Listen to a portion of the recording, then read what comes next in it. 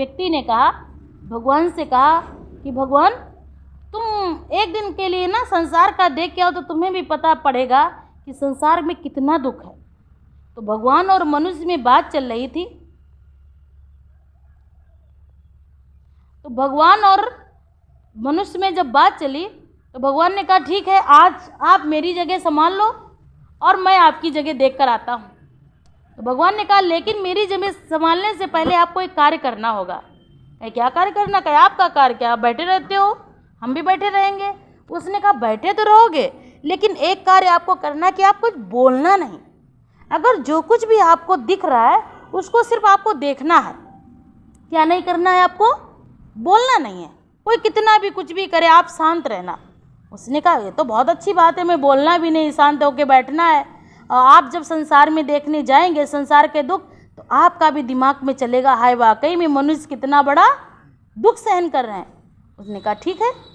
तब तक क्या हुआ, एक राजा मतलब एक सेठ साहूकार आया मंदिर। तो उसने क्या किया, भगवान को पूजा अर्चना की और पूजा अर्चना करने के बाद जैसे उसने भगवान पर पैसे चढ़ाए तो साथ में उसका बटुआ भी गिर गया। अब वो मूर्ति बना देख रहा था क्योंकि भगवान का आदेश था कि तुमको क्या नहीं करना है, बोलना नहीं। तब तक बेचारा एक गरीब भिखारी आया और भगवान से कह रहा भगवान आज भी मेरे बच्चे भूखे हैं, कल भी मैं बहुत भूखा रहा, परेशान रहा, सारा दिन भटका लेकिन मुझे कहीं कुछ नहीं मिला, आज भी मैं क्या ऐसा ही रहूँगा। तो जैसे उसने भगवान को माथा टेका तो सामने क्या देखा, बटुआ पड़ा है, पैसे से भरा क्या पड़ा है, बटुआ। उसने कहा लग रहा है भगवान ने आज मेरी सुन ली। उसने भगवान को धन्यवाद दिया, जल्दी जल्दी से हाथ जोड़े भागता चला गया घर। उसने राशन की दुकान पे गया, राशन खरीदा और अपने बच्चों के लिए क्या किया, खाने की चीज़ें खरीदी और बच्चों को लिए लेकर चला, भागा जल्दी से। तब तक क्या हुआ, एक नाविक आया। उसने कहा भगवान मैं 15 दिन के लिए तूफानी उसमें जा रहा हूँ यात्रा पे समंदर की, वहाँ तूफान भी आएंगे लेकिन आप मेरी रक्षा करना, वहाँ पे बहुत सारे संकट आएंगे और आपको उन संकटों में मेरी क्या करनी है, रक्षा करनी है। तब तक क्या हुआ, वही पहले वाला सेठ जो पहले आया था वो पुलिस लेकर आ गया। पुलिस लेकर के आया और कह रहा देखो यही आदमी है, मेरे बाद यही आदमी आया है और इसी ने मेरी चोरी की है और आप इससे मेरे पैसे दिला दो। अब वो जो मूर्ति बना व्यक्ति बैठा था भगवान की जगह, अब वो कह रहा था ये तो सरासर अन्याय हो रहा है, काम किसी और ने किया, फंस कोई और रहा है, तो क्यों ना मैं बोल दूं। तो लेकिन उसको याद आ रहा था कि भगवान ने कहा था तुमको बोलना नहीं। तो जैसे ही पुलिस ने पकड़ा कि चलो तुम चोरी करते हो, किसी की चीज़ गिर जाती हो, मंदिर में भी आकर के तुम क्या करते हो, चोरी करते हो, चलो तुमको आज हम जब हवालात में ले चलेंगे तो तुम्हें पता चलेगा चोरी की सज़ा क्या होती है। तब तक उस मूर्ति ने बोल दिया कि रुको रुको रुको, इसको मत ले जाओ, क्योंकि इसने क्या नहीं की है, इसने चोरी नहीं की, इसके पहले एक व्यक्ति आया था भिखारी, वो चोरी करके गया है, वो चोरी करके गया है। तो आपको पता है? उसने कहा हाँ मुझे उसका घर पता है। वो चले, जैसे उसके घर लेकर गए तो वो पकड़ गया, उसके घर लेकर गए, उसका घर पता था। वो जैसे ही पकड़ गया उसने कहा अच्छा तुम चोरी भी करते हो?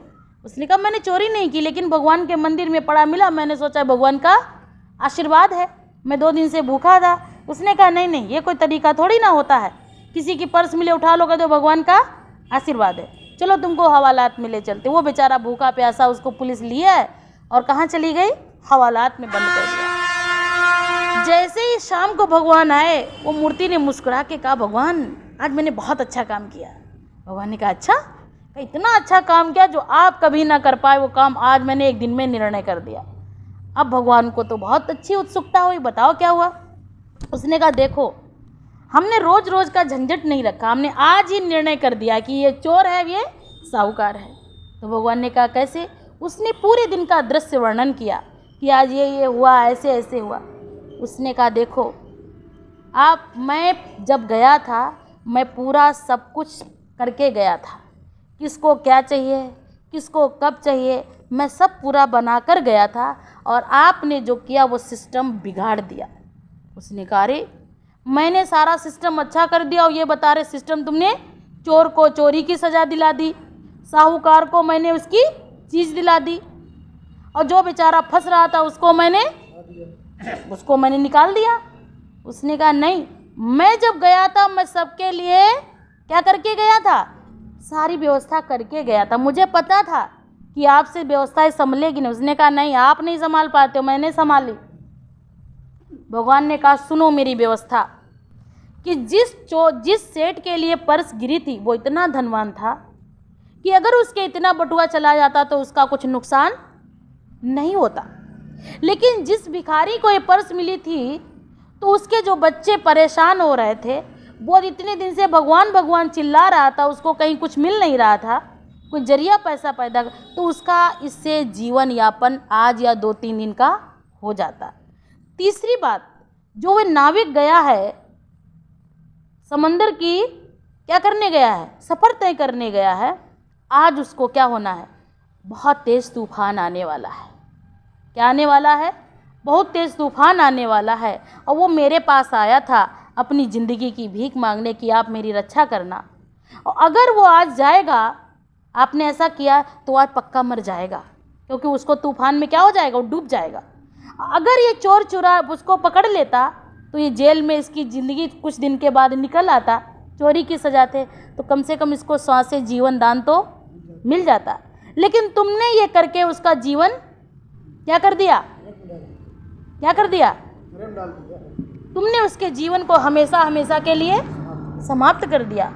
और जो बेचारा चोर है वो भूखा प्यासा इतने दिनों से, वो जेल में जाएगा, उसको कुछ मिलेगा नहीं, तो वो और ही क्या देगा, भगवान को और कोसेगा।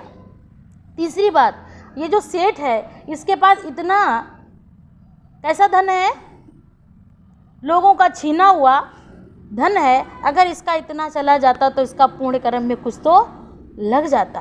तो मनुष्य की सोच में और भगवान की सोच में बहुत बड़ा अंतर है। मनुष्य प्रेजेंट टाइम का सोचता है, वर्तमान का सोचता है, और भगवान वर्तमान, भविष्य और भूत तीनों कालों का सोचता है। तो भगवान पे अगर हम शक करते हैं तो क्या करते हैं, अपने भाग्य को ही क्या करते हैं, भाग्य पे ही लात मारते हैं। तो हमें भगवान की कोई भी बात पर क्या नहीं करना है, शक और संशय नहीं करना है, क्योंकि भगवान जो करता है अच्छे के लिए करता है। क्योंकि भगवान पर अगर मुझे संपूर्ण निश्चय होगा तो संसार के सारे खतरों से हम बच जाएंगे, क्योंकि वो मेरा पिता है। क्या है, मेरा वो पिता है।